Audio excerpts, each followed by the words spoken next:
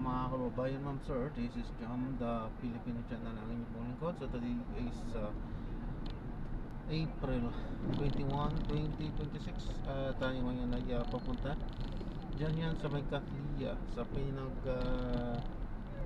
sa Pinkian Ville, sa may Pasong Tamupuyan, Pasong Tamo, Tandang Sora, Quezon City. At dadalhin po natin sa may Solid North Transit Cubao, sa may Concepcion Cubao po yan, National Capital Region. Okay, so sa Cubao, Quezon City. Okay, so magbabalik po tayo mamaya konti pag nakakuha na po natin sila.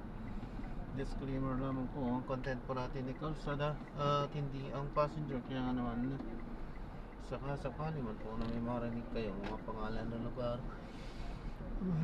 so, pangalan ng organization sa government o private man yan, ay wala pong kinalaman ang channel na ito. At wala pong pinapatungkulan. Lahat po ng pinag-uusapan dito ay pawang dito lamang po yan sa loob. At wala pong pinapatungkulan sa labas. Magbabalik po tayo mamayang unti pag nakuha na po natin sila.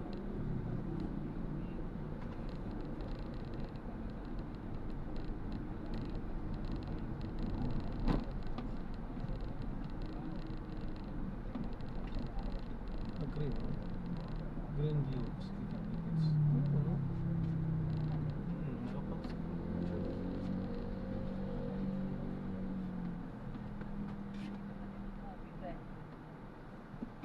Kailangan mo paliwanag, di ba? May mga Pilipino tayong mga nakatira dyan sa Hokkaido, sa Japan. May traffic. Ang sasabihin sa'yo, umalis ka ng maaga. Kasi hindi mo pwedeng isisi sa traffic ang ikaw ay na-late, hindi ba, coach? Well, talaga namang may problema ang traffic sa bansa natin. Oo nga, oo. Pero, sa totoo lang, may mga tao kasi talagang kahit i-adjust mo pa yung time, mag-late talaga. Kasi habit nila yun. Hindi ganun talaga. Talaga? Oo. Pero, nagiging habit. May kilala ako ang oras nila dito sa club. Tapos palagi silang late, maunawain yung boss, gawin natin 8:30. Sabi mo, wala yung bahay mo. Nagdalawang 8:30, hindi pa rin pwede, ginawang 9. Aba? Adjust yung trabaho niya, yung kanyang office. Yung habit na talaga yun. So, yung ang pagpasok kasi ng maaga is more of practical thing. At ang naman dito sa bansa natin, pag maaga kang umalis, mabilis ang biyahe mo. Mabilis kang umalis, mahaba ang biyahe mo. Kasi kung sabay-sabay na umaalis ng late, mahirapan ka. For example, when I was working in Makati before, pag umalis ako sa Cubao, umalis ako ng 6 ako ng 6:30. Kasi maaga pa. Oo, pero pag umalis ako ng 6:30 or 6:45, malamang 8:39, wala pa ako sa Makati. Oo. Kasi nagkasabay-sabay na kayo. Oo. Correct. So, it was more practical. Bali lang mapaaga ako sa Makati, nagtakapunta sa office. Kahit na problema ako kung paano ako makakarating ng matito, maaabot yung schedule ko. Kung minsan nagtatakot na ako, paano na mandala ako sa office ko. Pero even kahit na magtakot pa ako, matraffic na, wala ka nun. Siguro parang ang pinakamalaking benepisyo doon, palagi ka maga, di yung reserva mong energy for the day, hindi mo naubos sa commute pala. Yung magagamit ko sa paghapon. Kanina pa. Oo. Separate yung sarili. Hindi, Ngayon kung ang realidad talaga ay kasumpa-sumpa, hindi ka mali. parang nothing to lose. Wala kung magpapakita ng disiplina at a good example sa work mo, yung talagang yung mag-aalim at gagawin mo ng maayos yung trabaho. Wala namang ano lang naman talaga dyan, malamang siguro, yun nga, pag may kasama ka doon sa work na talagang jingiter, Hindi may iwasan. hindi may iwan talaga naman sa isang workplace, talaga may ganun. Pero hindi naman lahat yun. Alam mo, hindi naman lahat yun. Ngayon, kung napansin mo, wala ka ng kakampi, baka ikaw may problema. Ikaw, Pero yung may jingitera, here and there, 1 or 2, baka normal. Pero kung lahat, narcissist ka pala, hindi mo alam.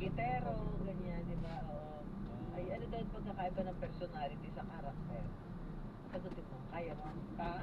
Character, hindi mo yun agad nakikita. Ah. Yan yung values mo, lahat na. Yung personality, paano mo pinipresenta sarili mo? Paano mo siya nakikita? Ikaw ba'y extrovert? Ikaw ba'y introvert? Ah. Pero hindi madaling husgahan ng karakter. Kailangan kilala mo yung tao. Kailangan Malaman mo values niya, ang kanyang Meron kang, kumbaga, parang meron kang personal relationship. Para makilala mo pa ang kanyang karakter. Pero yung personalidad, madali mong Madali yan. makikita. Yung Sa labas personalidad. niyang anyo yun. Oo, yung sa personalidad niya, dali-dali. Ay, maarte-arte lang sa'yo, di ba? Pinaplastikan ka. Alam mo yun, nakikita mo yun, di ba? Kaya mukhang mabait siya. Pero nung nakilala mo, ang character pala yung hindi maganda. Personality lang ang maganda. Oo, yun ang pagkakaiba nun. Kaya ako, Ano ba? Nag-topic ba natin yan? hindi. Magpapaalam na tayo. Sineboy ko lang dito para lang siya mas Mapagbigyan naman natin. siguro, kasi baka hindi siya makakatulog. Alam mo yung mga ganun tao Di ba yung, ano yung gusto ko malaman talaga Pero maganda daw exercise, ano yun, sa isip natin. Yung pag meron ka isang bagay na gusto mong ano talaga, pilitin mo makuha yung sagot. Huwag kang titigil. Para exercise nga. Kung nakalimutan ka raw kahit pangalan, sasabihin mo, nasa dulo na ng Oo, di ba lang? Dapat, Lumipas na magkapon, tapos nakita ka nung kausap mo. Alam ko na, naisip ko na. late, nakapon na Ay, tawag, paliwanag mo na lang kasi ang magandang exercise nga raw mo yun sa isip. Kaya naman na pilitin mo. Di ba, lahat naman ng exercise maganda sa katawan di ba? Okay, on that note, on that note talaga, papaalam na ho kami. Maraming salamat daw sa pagsama sa amin hanggang 11 ngayong umaga. At tabayanan niyo si Wayne de la Peña sa kanyang programa. Ay, happy Happy birthday! Wala tayong lunch? Happy birthday. Ha?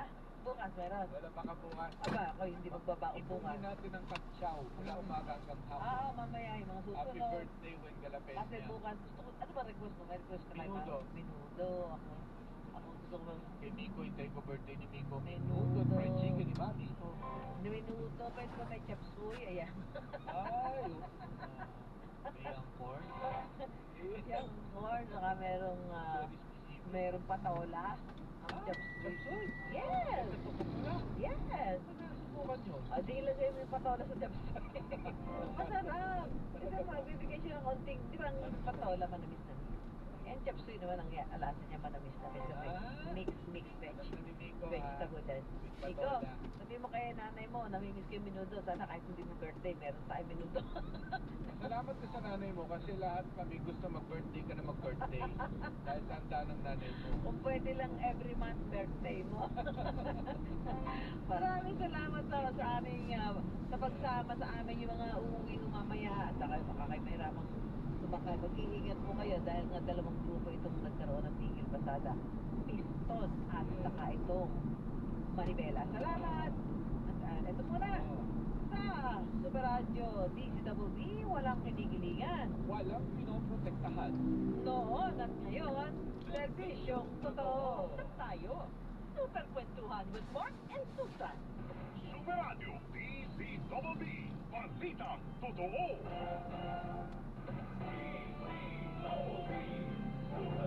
Number 1.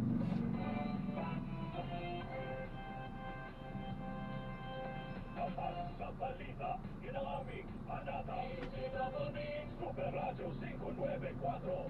Lagi naka-alerto, serbisyo totoo. DCWB, Super Radio. Pagbabalita, walang kinikilig. Okay, so na-drop na natin sila. Maraming salamat po sa panonood. Hanggang sa muli. At God bless. Paalam po.